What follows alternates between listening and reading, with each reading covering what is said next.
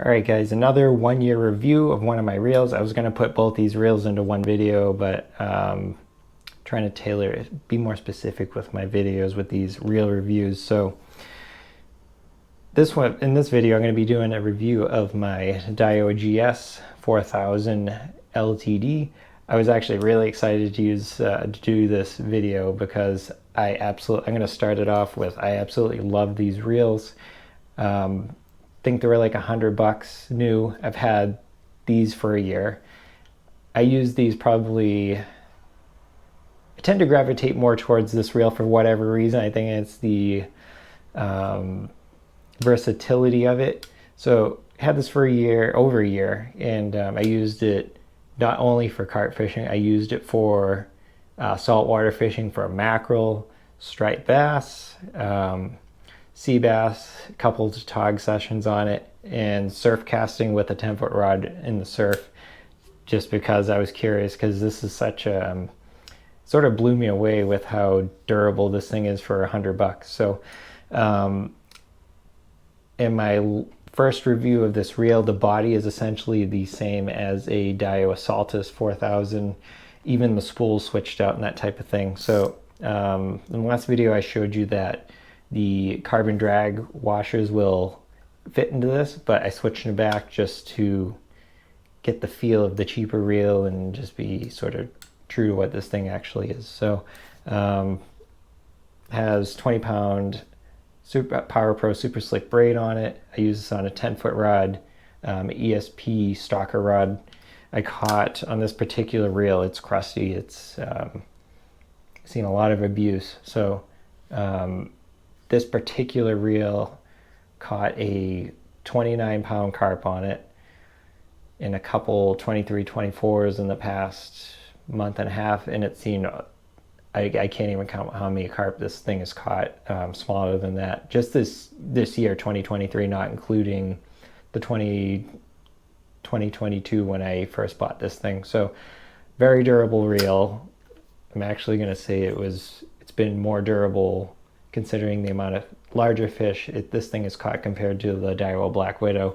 So benefits to the bait runner, you could just click the lever on the bottom, let it sit. You don't really have to do much to start reeling, getting the fish in, engaging that fish. This thing, when you set it out on a rod holder, you loosen the drag, obviously a fish is going to pick up the bait. It's going to start spinning, singing, and then you're going to have to run over it and tighten this thing and play the fish more at the beginning than, say, the bait runner, which I personally have become fond of. It's a little more challenging, it's a little different. So as this thing is aged, I've noticed the felt washes in there, they are becoming a little stiff. That's what they do. It's a cheaper reel, it's going to happen. So you need to make sure you grease those things up as the company intends. They'll send you information on that, on how to care for your reel, or you can look it up online, forums, that type of thing. But pretty easy reel to take apart. It's a simple piece of equipment. Even when you break this reel open to clean it out, there's not much to it, which is excellent, which also is more of a draw to me than the Daiwa bite and runs, the bait run, their version of the bait runners. So this thing is, like I said, it's seen a lot of saltwater, winter flounder fishing. I brought it to tog fishing, and I used it very heavily last fall for mackerel, whiting, and it still has the same line on it and everything. I love this reel, and there's not a ton of play here. The rotor, no play at all, which is amazing. The shaft with the drag tightened reasonably, not much play at all. Handle, no play at all. I'm blown away by that. So this is a foldable handle, no play in it at all. It feels like it's brand new. This thing, again, cheaper reel. It did get some salt water in it. Works fine. Like I said, this is advertised as a carp reel, but you can get this thing and do saltwater fishing, absolutely no issue. This thing's spooled up with 20-pound braid, and it has, I think, 290 yards of braid on it, so you can use this thing for a long time. You'll have plenty of line life as far as years. If you take care of the braid itself, there's plenty of capacity on it to last you a long time. You can do backing if you want. I prefer not to, because I will use this until it's almost silly, at the point where there's not much line left when I'm casting and I'm almost out of line. Or I think if I'm fishing for carp and I know something has the opportunity to spool me, then I'll change my line, just because braid's expensive. So I'm not cheap, but I'm reasonable, if you get what I mean. I'm trying to think, what else was this thing? The bail, I feel like that's important after heavy, like a reel sees heavy use for any amount of time.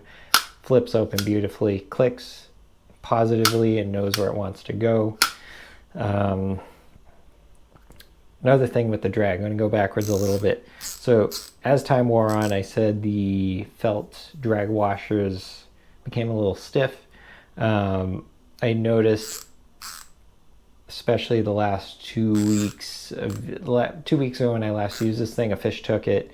The reel needs a lot, the drag, I noticed when a fish does bite it, the fish has to overcome a lot more stiction than when it was brand new. By stiction, I mean just the initial momentum, or the initial pull to get this spool going.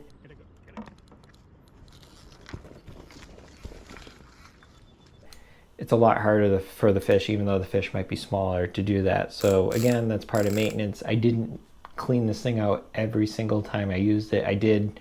I used this thing 4 or 5 times in the salt in Boston Harbor, and then I cleaned it and it still was fine. So do your maintenance. I can't imagine what this thing would be like if I didn't do maintenance on it and just clean this thing out. So overall, I don't really have anything to complain about as far as the mechanics of the reel. The things I did complain about as far as the drag, those are wear items, like on a car, like the brakes. Stuff's going to wear out. It's not fair for me to bag on that $100 reel.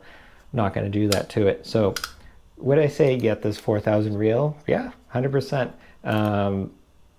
If you're just getting into carp fishing, use it. It's a good thing to learn from, as far as you're learning to manage the drag.